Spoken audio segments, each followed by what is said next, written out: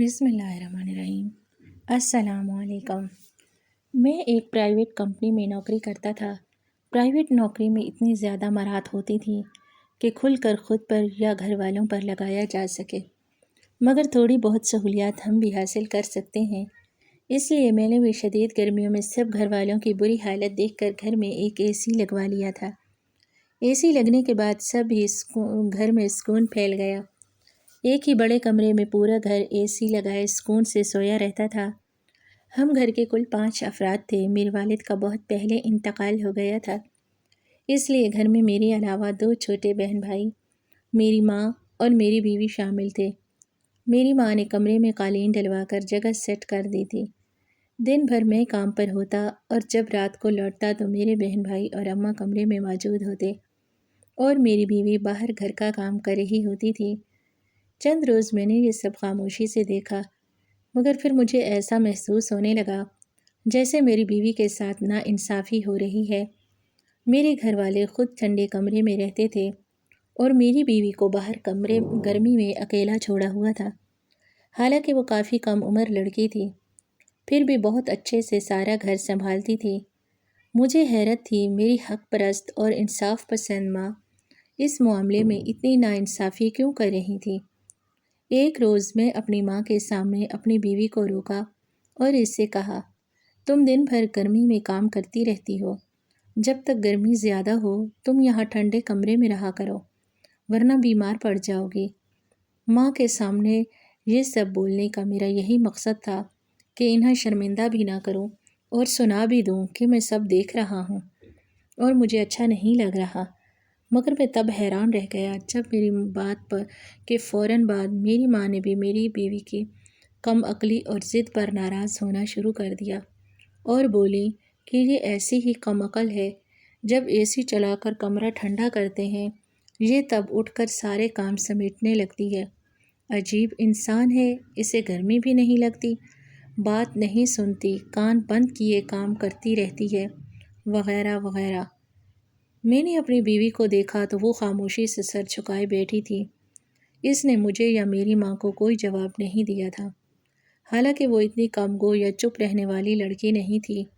وہ اچھا خاصا بولتی تھی اور مجھ سے خوب باتیں کرتی تھی اور اکثر کسی نہ کسی بات پر بحث بھی کر لیتی تھی۔ مگر ساس کا انتقال چند سال پہلے ہوا تھا، جس کی وجہ سے شادی کے بعد سے ہی وہ ایسے ہی رہتی تھی۔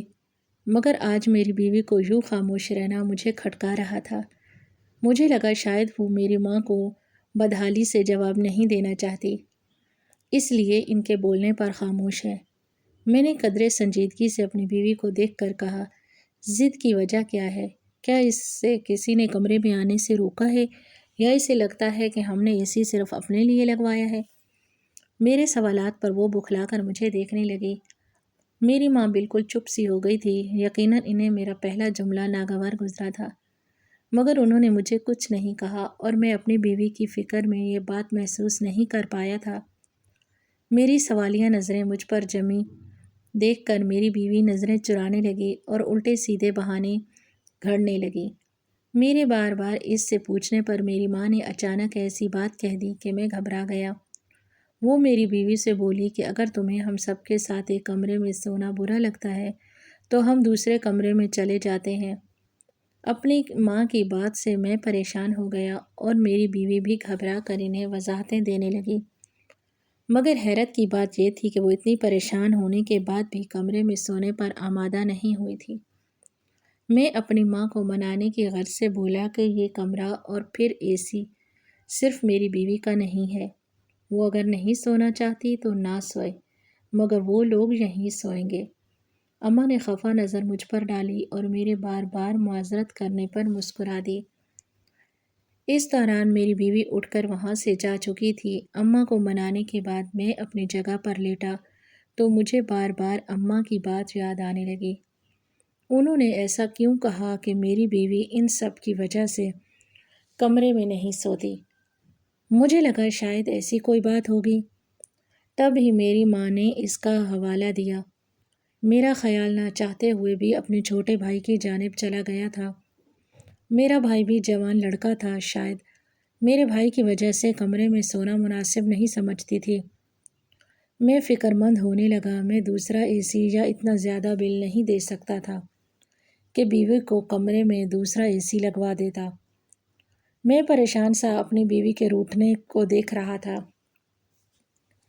مجھے یہ دیکھ کر حیرت ہوئی تھی کہ میری بیوی اور میرے بھائی کی آپس میں کافی دوستی تھی۔ ان کا ہنسی مذاق بھی چلتا تھا۔ میرا بھائی اکثر میری بہن سے لڑ جھگڑ کر میری بیوی کے ساتھ ہی لگا رہتا تھا۔ میں الجھ کر رہ گیا کہ آخر میری بیوی اے سی والے کمرے میں سب کے ساتھ کیوں نہیں سوتی۔ کمرے سے نکل کر گیلری کی طرف جاتا مجھے اکثر دوسرے کمرے سے عجیب عجیب سی آوازیں آتی تھیں۔ میں پہلے تو ان آوازوں پر غور کرنے کی کوشش کرتا، مگر پھر آفس میں مصروفیت بڑھنے کی وجہ سے میں گھر میں کم ٹکتا تھا اور یوں میرا دھیان ان باتوں سے ہٹ گیا۔ ایک روز رات کو دیر سے گھر آیا اور سیدھا اسی مشترکہ کمرے میں پہنچا۔ میری بیوی حسب معمول وہاں موجود نہیں تھی اور میرا بھائی بھی کمرے سے غائب تھا۔ میں نے کچھ دیر کمرے میں لیٹ کر ریسٹ کیا، پھر چائے کی شدید طلب ہونے پر اٹھ بیٹھا۔ میری ماں گہری نیند میں تھی، اس لیے انہیں اٹھانا میں نے مناسب نہیں سمجھا تھا۔ میں کمرے سے نکل کر دوسرے کمرے کی طرف بڑھا تاکہ اپنی بیوی کو چائے کا کہہ سکوں۔ تب بھی مجھے کچن میں کھٹ پٹ کی آواز محسوس ہوئی۔ شاید میری بیوی اب بھی کچن میں کام کر رہی تھی۔ میں کچن کی طرف بڑھا تو وہاں سے ہلکی ہلکی باتوں کی آوازیں آنے لگیں۔ میں نے حیرت سے آگے بڑھ کر کچن میں جھانکا تو سامنے کا منظر دیکھ کر مجھے جھٹکا لگا تھا۔ سامنے میری بیوی اور میرا بھائی موجود تھے۔ میری بیوی مجھے دیکھ کر بری طرح گھبرا گئی اور جلدی سے اپنی بھیگی آنکھیں صاف کرنے لگی۔ میرا بھائی کتیلی سے گرم گرم سبز چائے نکال کر کپ میں ڈالنے لگا، پھر ایک کپ اٹھا کر کچن سے نکل گیا۔ میری بیوی مجھ سے پوچھنے لگی کہ اگر میں سبز چائے پینا چاہتا ہوں تو وہ دوسرا کپ میں لے لوں۔ اس کی آواز میں بھی بھاری پن پیدا ہو رہا تھا۔ میں نے نفی میں سر ہلایا اور آگے بڑھ کر اپنے لیے خود چائے بنانے لگا۔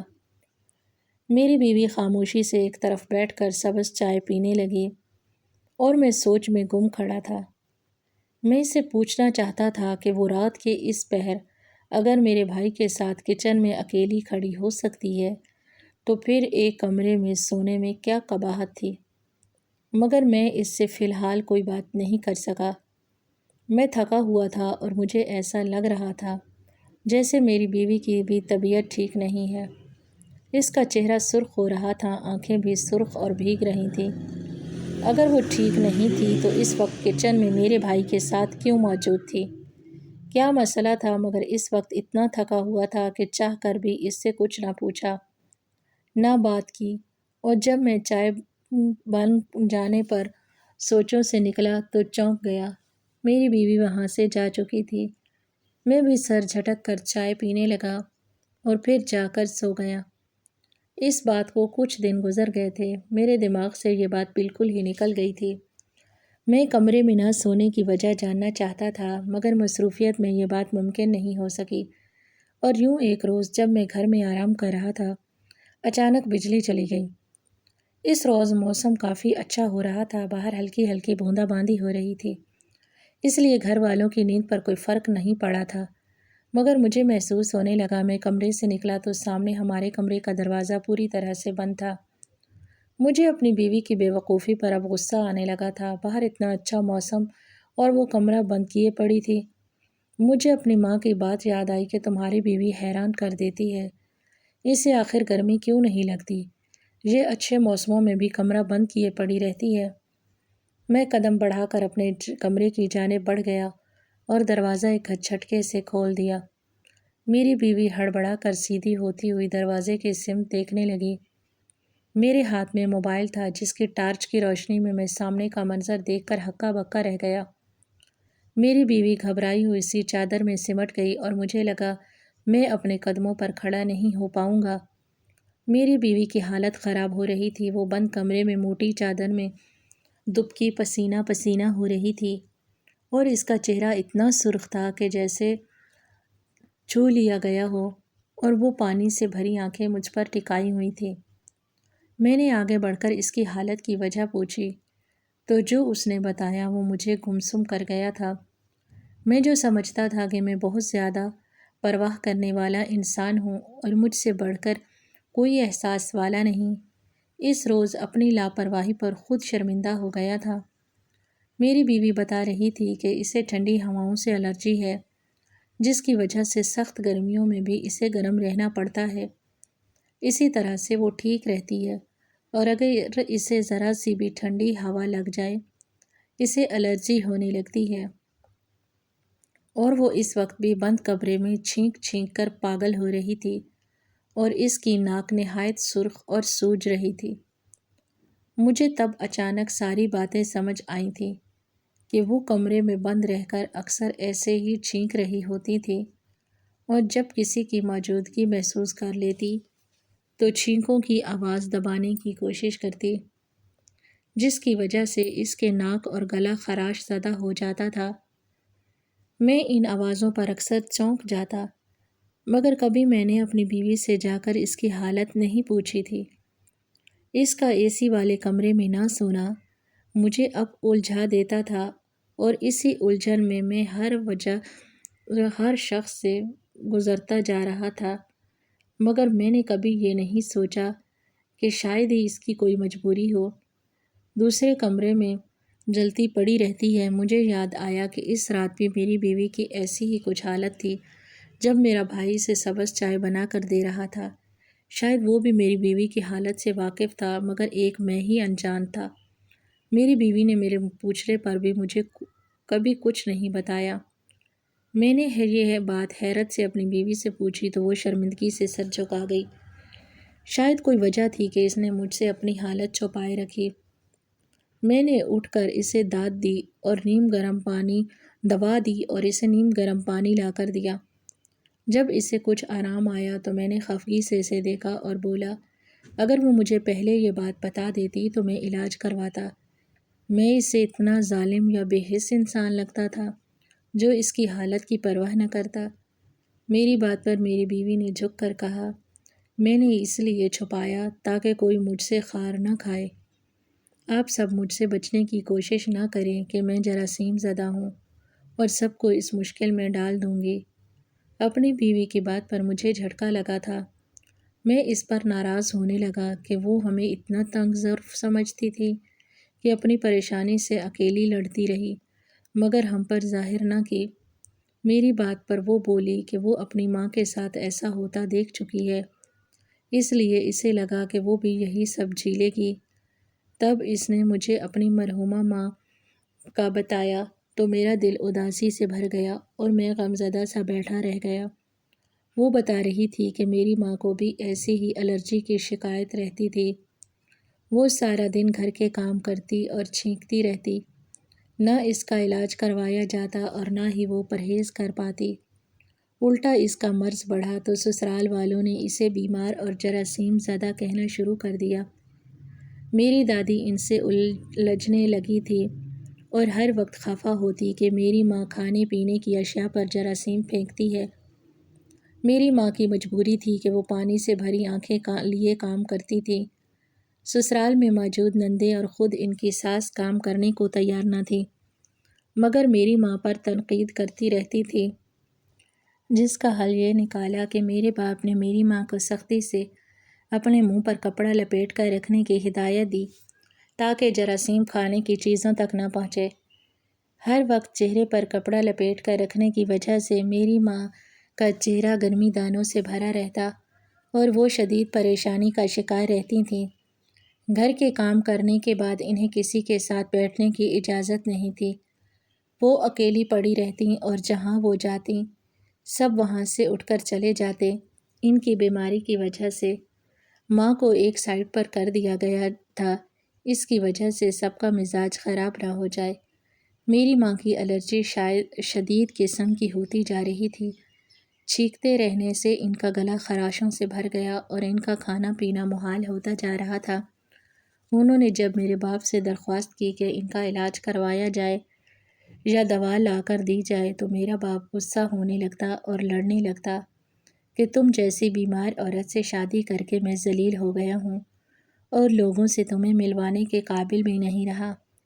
میری ماں کے دانوں سے بھرے چہرے سے الجھن کھا کر سب ناگواری سے رخ پھیر لیا کرتے، گھر میں کسی کو بھی کوئی نزلہ یا زکام ہوتا تو اس کا الزام میری ماں پر دھر دیا جاتا کہ یہی سب کو بیمار کر رہی ہے۔ گرم پانی پی پی کر میری ماں کا جسم ہر وقت تپش میں مبتلا رہنے لگا۔ وہ چھپ چھپ کر اپنی ساس اور نندوں کی زکام والی دوائیاں اٹھا کر کھاتی تاکہ انہیں آرام آ سکے۔ مسئلہ بڑھتے بڑھتے ان کے دماغ تک جا پہنچا تھا۔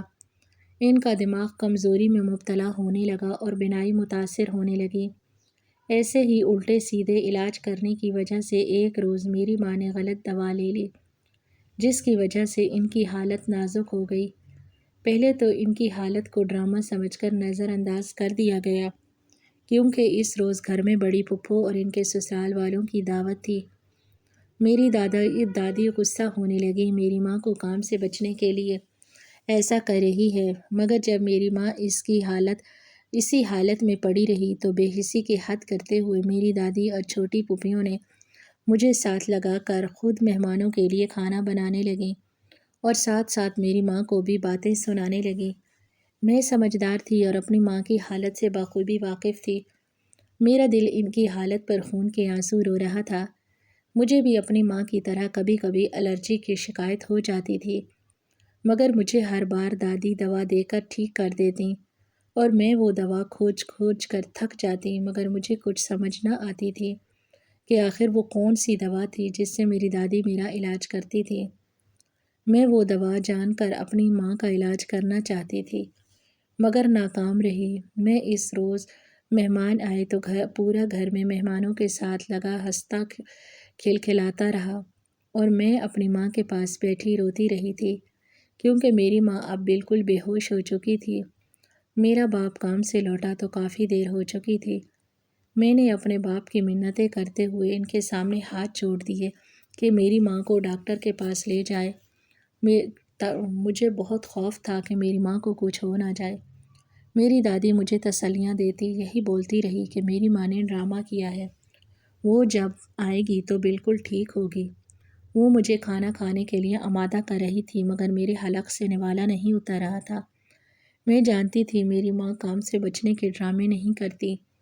وہ اتنی مشکل کا شکار رہیں تب بھی آنسو بھری آنکھوں کے ساتھ کام کرتی رہتی تھیں، اور جب میں اپنی دادی اور پھوپھیوں پر غصہ ہونے لگتی تو میری ماں مسکرا کر مجھے کہتی، سسرال والے ایسے ہی ہوتے ہیں، ساس اگر ماں بن جائے تو پھر اسے ساس کون مانے گا۔ یہ بات مجھے سسرال نامی گھرانے سے بہت ڈراتی تھی۔ میں سارا وقت ڈرتی رہتی اور میرا خوف سچ ثابت ہوا۔ میرا باپ جب واپس لوٹا تو ساتھ ایمبولینس میں میری ماں کی لاش تھی۔ وہ اپنی ایک عام سی الرجی سے لڑ لڑ کر مر چکی تھی۔ میری چیخوں سے پورا گھر گونج اٹھا تھا۔ میری دادی اور پھوپھیاں پہلی بار چپ سی ہو گئی تھیں۔ میں تڑپ تڑپ کر چیخ رہی تھی۔ مجھے اپنی ماں کی موت سے زیادہ اس بات کا غم تھا کہ وہ صرف اس ایک بیماری کی وجہ سے ساری عمر ذلیل رہیں۔ اس کی قدر نہیں کی گئی اور تب ہسپتال پہنچی جب مر چکی تھی۔ میرا باپ سامنے آیا تو میں نے ان کا گریبان پکڑ لیا۔ میں نے چیخ کر کہا کہ وہ ساری زندگی میری ماں کو تنگ ہوتا دیکھتے رہے اور ان کے بنائے کھانے کھاتے رہے، مگر کبھی علاج کی کوشش نہیں کی۔ میں سوال کر رہی تھی کہ ماں بہنوں کا خیال رکھنے والے مرد اپنی بیویوں کے لیے ایسے پتھر دل کیوں ہو جاتے ہیں؟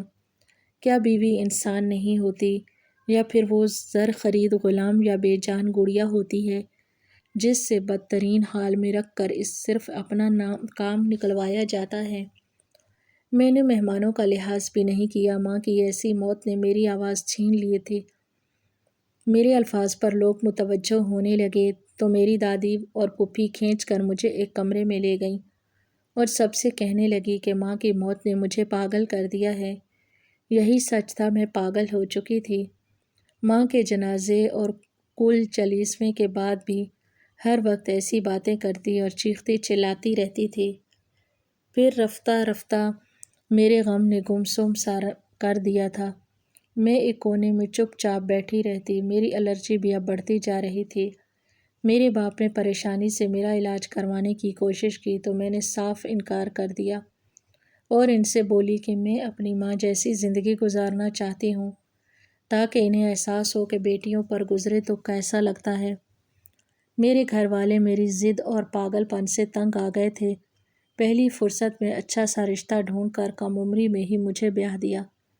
میرا باپ جب میں اکثر میکے جاؤں تو فکر سے سوال کرتا ہے کہ سب میرا خیال رکھتے ہیں یا نہیں۔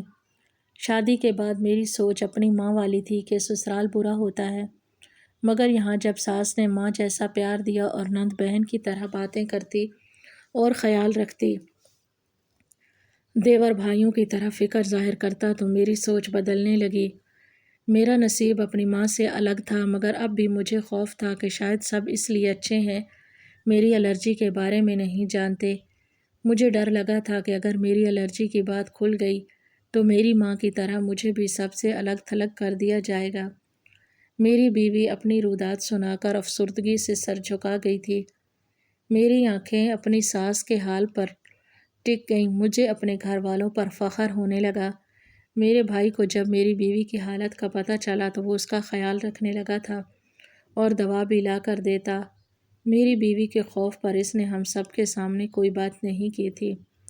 میں اپنی بیوی کو ڈاکٹر کے پاس لے گیا۔ میری ماں اور بہن کو پتہ چلا تو وہ بھی میری بیوی کا خیال رکھنے لگے اور پہلے سے بڑھ کر توجہ دینے لگے۔ ٹھنڈی ہواؤں کے چلتے ہی میری ماں کو پہلی فکر میری بیوی کی ہونے لگتی۔ مجھے خوشی تھی کہ ہم بیماری کو جرم نہیں سمجھتے۔ اپنے ارد گرد ایسے بہت سے لوگ ملتے ہیں جو اندر ہی اندر سہنے کے عادی ہوتے ہیں، چاہے روئے ہوں یا تکالیف، وہ کسی کو خبر نہیں ہونے دیتے، اور خبر ہو جائے تو ان پر زندگی تنگ کر دی جاتی ہے۔ میری درخواست ہے خدا را اپنوں کو تکلیف سے بچائیں اور ان کا خیال رکھیں، ان کی بیماری کو ان کا جرم نہ بنائیں۔ وہ تو پہلے ہی تکلیف سے گزر رہے ہوتے ہیں، اس پر ہمارے رویے انہیں بے موت مار دیتے ہیں۔ اگر آپ کو ہماری کہانی پسند آئی ہو تو ویڈیو کو لائک کریں، چینل کو سبسکرائب کریں اور اسے دوستوں کے ساتھ شیئر کریں۔ شکریہ۔ اللہ حافظ۔